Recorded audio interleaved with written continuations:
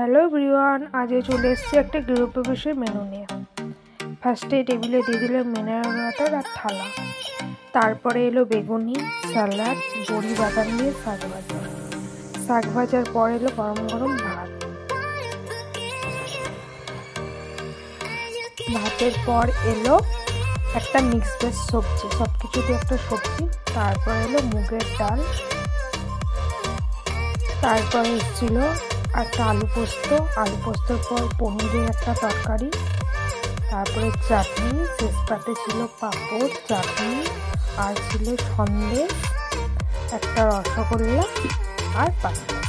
Tata, bye. Hello everyone, আজকে চলে এসেছি একটা গৃহপ্রবেশের মেনু নিয়ে।